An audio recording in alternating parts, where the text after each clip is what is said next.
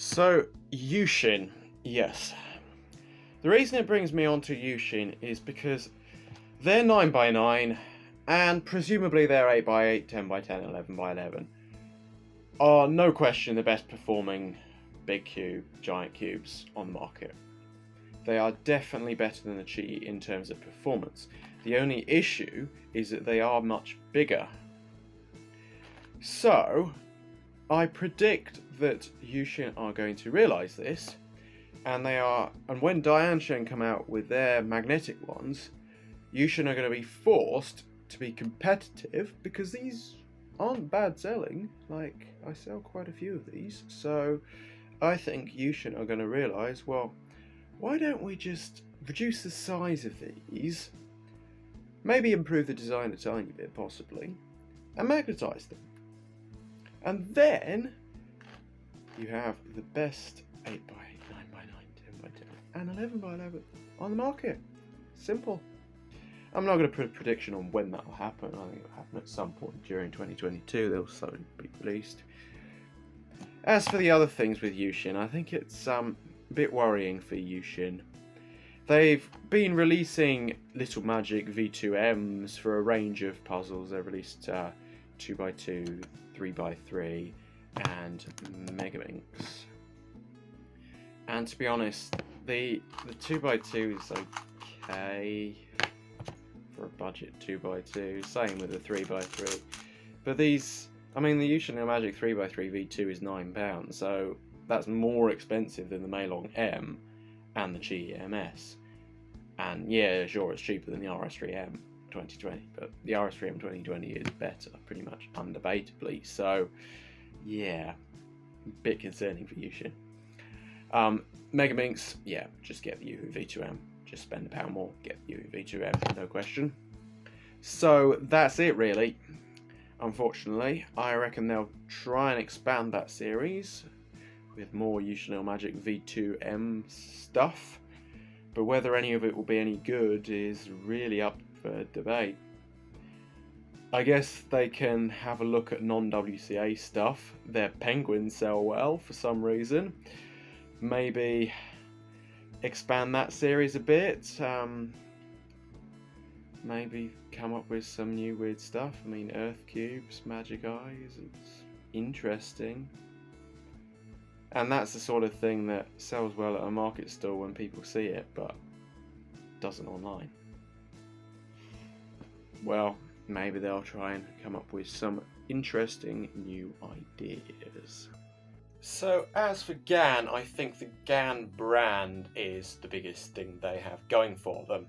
So you can see here there are quite a range of these new Gan 11 and 12 boxes. So they've changed their box design, and this is all the old stuff. So we still have the Gan 356M, which is still really popular. In fact, the Gan 11M, which in my opinion is unquestionably better, doesn't sell as well. So I think there's something going for just the Gan brand and what search engines promote. However, as for future releases, I think this Gan 12 stuff is going to expand significantly. They've only got 3 options at the moment: the maglev Frosted, maglev UV, and the Gan 12 Leap. And as you can see here, there are a lot more options from the Gan 11 series. So we have a Gan 11M Duo. So I predict that they are going to release a Gan 12M Duo in March. Yep. Shortly after their Chinese New Year, I predict they'll be working on a Gan 12M Duo. Well, hardly working on. I mean, it's just removing the magnet changing system from the Gan 12.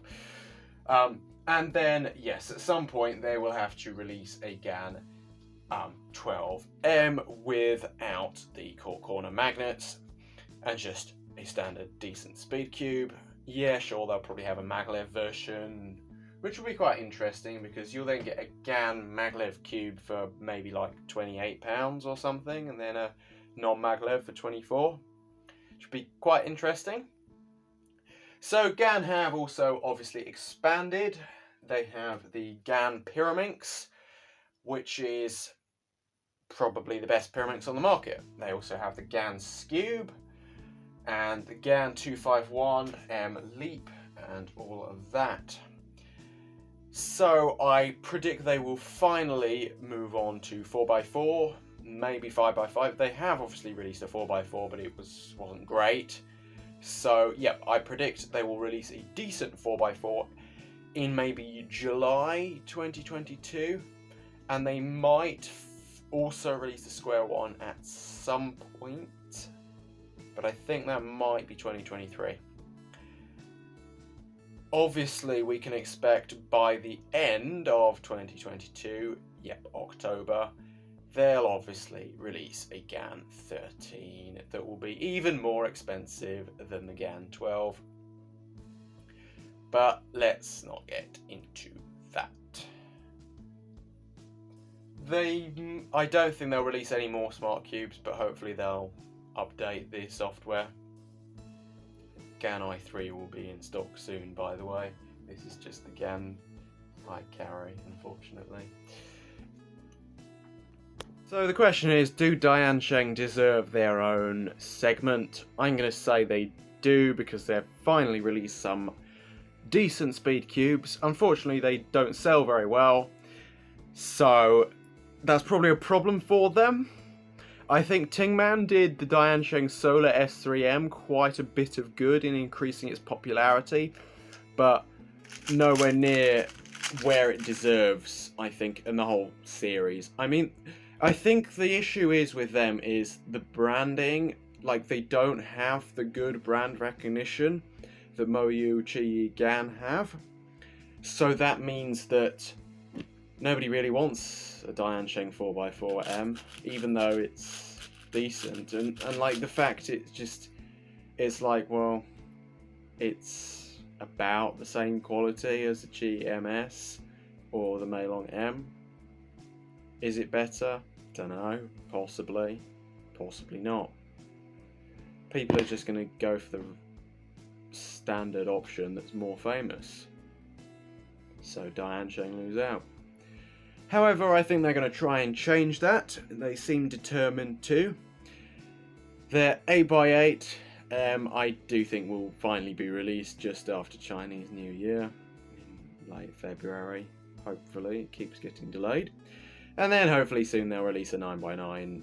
I mean, if they're similar to the 7x7, I mean, the 7x7, it's a good 7x7, a good budget 7x7. Nobody seems to buy them, but I mean, it's a good budget 7x7. So hopefully the 8x8, 9x9 will be just like that. And then until YuXin do what I mentioned, that'll be the best magnetic 8x8 to 9x9 on the market. No question. Well, the only magnetic 8x8 to 9x9 on the market. Their Solar S series, they'll probably release some other things. They'll probably try and make a budget Pyraminx and a budget 4x4. But I don't think it'll be any good. So as for anything else, so we know Shengshou are releasing these weird new clock puzzles with 6 clocks and 11 clocks on them, which hopefully I'll be getting next week and do look interesting. However, with clock in general, my prediction is, yeah, the QiYi clock will remain the indisputed best clock of all, no question. I don't think MoYu or YJ or Gan will bother. There's just not enough demand. The QiYi clock is popular, but yeah, I don't think there's enough demand to warrant MoYu and YJ and Gan trying and failing to make a better clock. But we'll see. As for other things, it's very difficult to predict what Fangxin or Shengshou will do. Hopefully they'll finally hopefully Shengshou will finally release a stickless Gigaminx. And yeah, a few other nice puzzles. I think Shengshou are going to release an 18x18. Just fill in the gap. They did that with a 16x16. I think it's just whether they can justify doing it, because of course they can do it, but can they? Will they sell enough to make it worthwhile? That's questionable. So yeah, these are my Cube release predictions for 2022. I guess I'll have to see at the end how many of them I got right. Thanks for watching. Obviously, please like, comment, share, and subscribe. I'm almost at 800 subscribers. I don't know whether I'll do anything special. I did a giveaway at 700. Maybe I could do another. Maybe. I don't know. But if I do, then questions like, what cube did Daniel complain has a much bigger box than it did have, might be worth remembering.